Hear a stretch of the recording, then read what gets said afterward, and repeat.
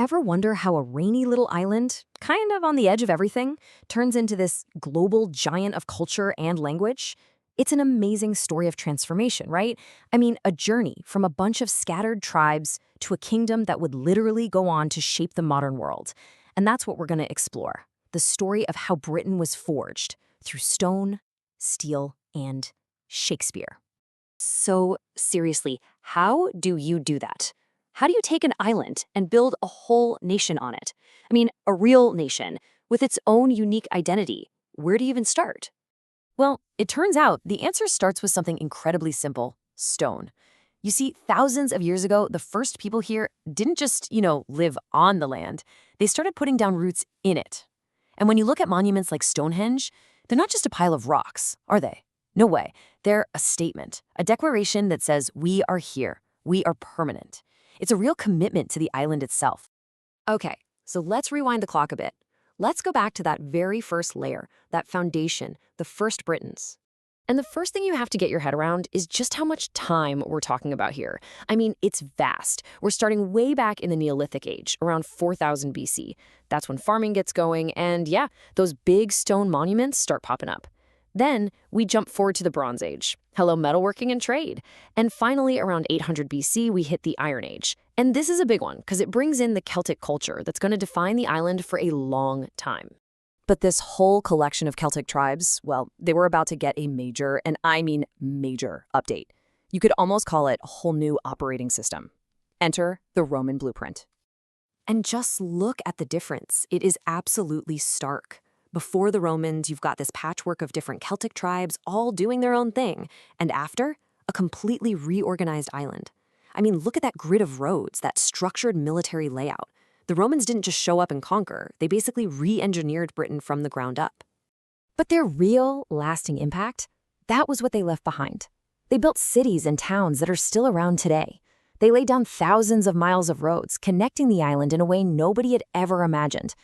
And maybe the biggest thing of all, by bringing in Latin and a single government, they created the actual idea of a unified Britannia.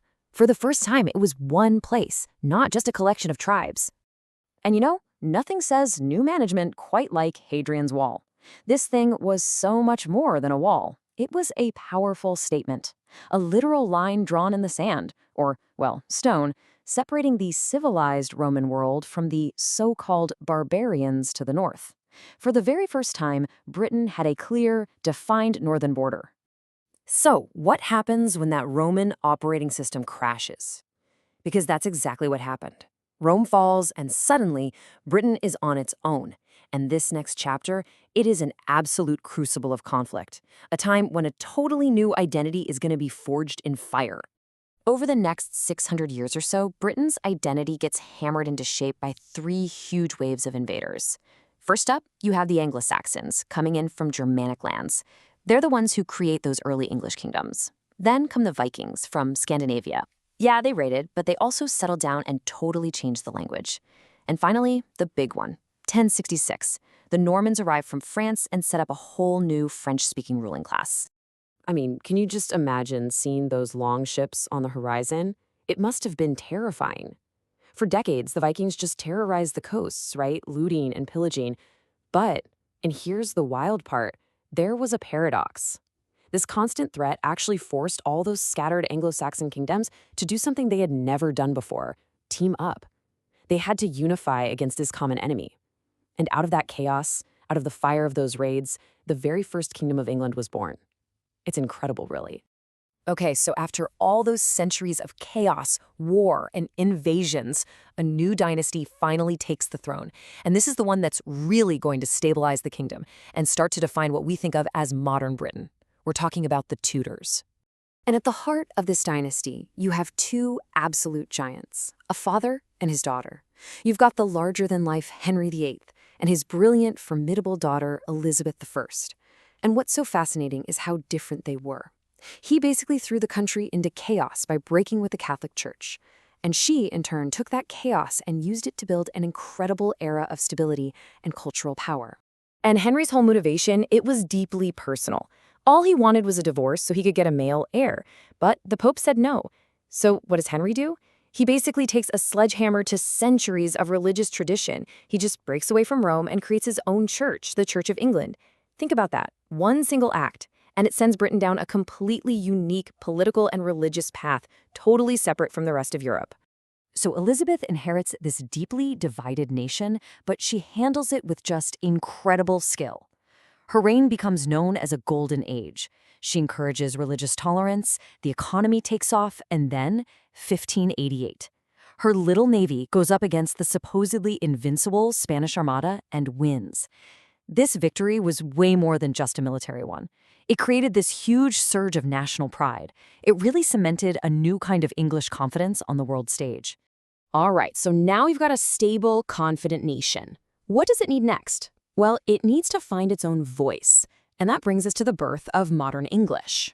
The language that people were speaking was this brand new thing. It was a fusion, like a linguistic cocktail. You take the Old English from the Anglo-Saxons, you smash it together with the French from the Norman rulers, and what you get is Middle English.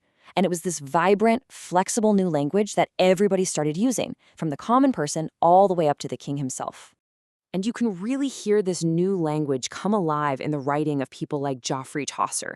Take this line from the Canterbury Tales. It roughly translates to something like, "If I wanted to sell my beautiful thing, I could walk around as fresh as a rose." It's a little bit cheeky, it's earthy, it's direct. It feels real, you know? This is the language of actual people telling their stories.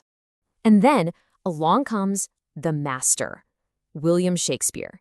He takes this brand new, powerful, flexible English and just unleashes it. He uses it to explore the deepest, most complicated parts of being human.